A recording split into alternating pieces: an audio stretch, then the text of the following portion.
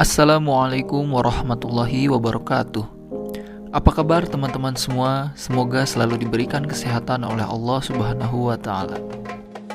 Berbisnis menjadi salah satu jalan bagi orang-orang dalam mencari harta, mendapatkan penghasilan demi memenuhi kebutuhannya. Sebagaimana kita ketahui, Rasulullah juga merupakan seorang pelaku bisnis. Beliau berasal dari kabilah Quraisy, yang mana dikenal sebagai kaum pedagang yang handal. Sehingga Khadijah pun, seorang saudagar kaya raya, tertarik untuk menawarkan hartanya agar diolah dalam perdagangan oleh Rasulullah Shallallahu Alaihi Wasallam. Dalam Islam, ekonomi merupakan hal yang sangat penting dan diperhatikan.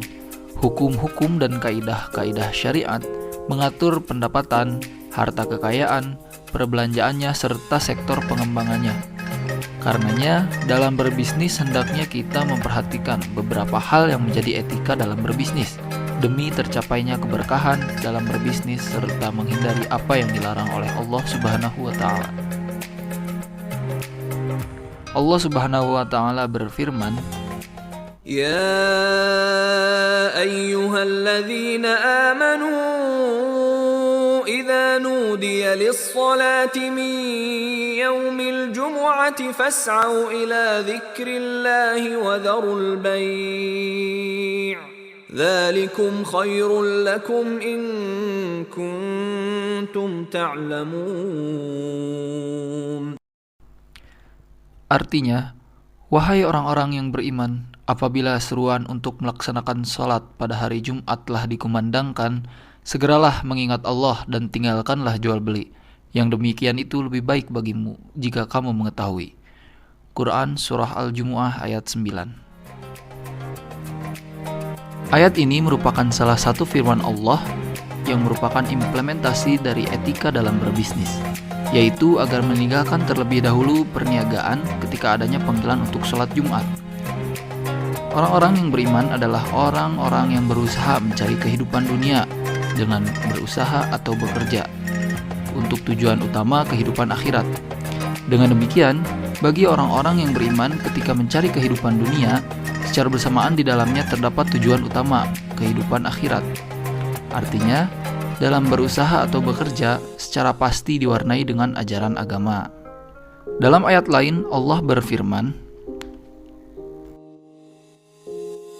يا أيها الذين آمنوا لا تأكلوا أموالكم بينكم بالباطل إلا أن تكون تجارة عن تراض منكم ولا تقتلوا أنفسكم Innallaha kana bikum rahima.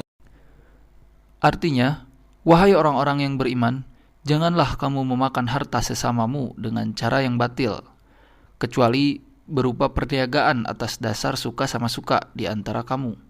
Janganlah kamu membunuh dirimu, sesungguhnya Allah adalah Maha Penyayang kepadamu.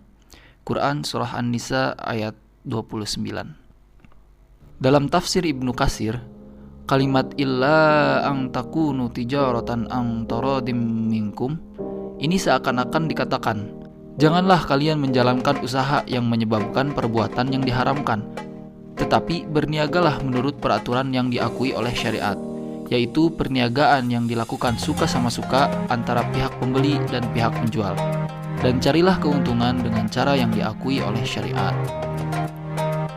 Mencari harta dibolehkan dengan cara berniaga atau berjual beli dengan dasar kerelaan kedua belah pihak tanpa suatu paksaan. Karena jual beli yang dilakukan secara paksa tidak sah walaupun ada bayaran atau penggantinya. Dalam upaya mendapatkan kekayaan, tidak boleh ada unsur zalim kepada orang lain, baik individu atau masyarakat. Mengenai etika dalam berbisnis, setidaknya ada 4 prinsip yang dicontohkan oleh Rasulullah SAW, yaitu yang pertama, customer oriented atau kepuasan pelanggan. Dalam bisnis, Rasulullah SAW selalu menerapkan prinsip customer oriented, yaitu prinsip bisnis yang selalu menjaga kepuasan pelanggan. Untuk memuaskan pelanggan, ada beberapa hal yang selalu Nabi perhatikan. Beberapa hal tersebut antara lain, Yang pertama, adil dalam menimbang. Kemudian yang kedua, menunjukkan cacat barang yang diperjualbelikan. Lalu yang ketiga, menjauhi sumpah dalam jual beli. Dan yang keempat, tidak mempraktikkan apa yang disebut dengan bai' najashi, yaitu memuji dan mengemukakan keunggulan barang padahal mutunya tidak sebaik yang dipromosikan. Lalu yang kedua, yaitu transparansi. Prinsip kejujuran dan keterbukaan dalam bisnis merupakan kunci keberhasilan. Apapun bentuknya, kejujuran tetap menjadi prinsip utama sampai saat ini. Karena konsep inilah Rasulullah Shallallahu Alaihi Wasallam diberi gelar Al-Amin. Dengan kejujurannya membuat beliau dapat dipercaya oleh orang-orang. Yang ketiga, persaingan yang sehat. Islam memerintahkan umatnya untuk berlomba-lomba dalam kebaikan, yang berarti bahwa persaingan tidak lagi berarti sebagai usaha mematikan pesaing yang lainnya, tetapi dilakukan untuk memberikan sesuatu yang terbaik bagi usahanya. Sebagaimana disebutkan dalam Quran surah Al-Baqarah ayat 188 yang artinya, dan janganlah sebahagian kamu memakan harta sebagian yang lain di antara kamu dengan jalan yang batil. Dan janganlah kamu membawa urusan harta itu kepada hakim, supaya kamu dapat memakan sebagian harta benda orang lain itu dengan jalan berbuat dosa, padahal kamu mengetahui. Yang keempat, fairness atau keadilan. Nabi Muhammad SAW selalu tegas dalam menegakkan keadilan, termasuk keadilan dalam berbisnis. Saling menjaga agar hak orang lain tidak terganggu selalu ditekankan dalam menjaga hubungan antara satu dengan yang lain sebagai bentuk dari keadilan. Selain itu, bentuk keadilan dalam bisnis adalah bahwa bisnis yang dilakukan bersih dari unsur riba, karena riba mengakibatkan eksploitasi bagi salah satu pihak. Larangan riba ini disebutkan dalam Quran surah Al-Baqarah ayat 278 yang artinya, hai orang-orang yang beriman, bertakwalah kepada Allah dan tinggalkanlah sisa riba yang belum dipungut, jika kamu orang-orang yang beriman. Islam sangatlah memperhatikan secara detail segala aspek kehidupan manusia, termasuk dalam berbisnis.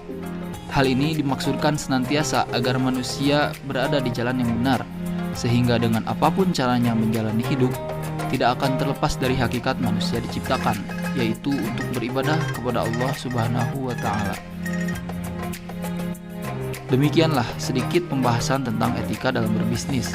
Semoga Allah Subhanahu wa Ta'ala senantiasa memberikan kemudahan bagi kita semua dalam segala urusan. Amin ya Allah ya Rabbal Alamin. Wallahul muwafiq ila aqwamit thoriq. Al-afu minkum. Wassalamualaikum warahmatullahi wabarakatuh.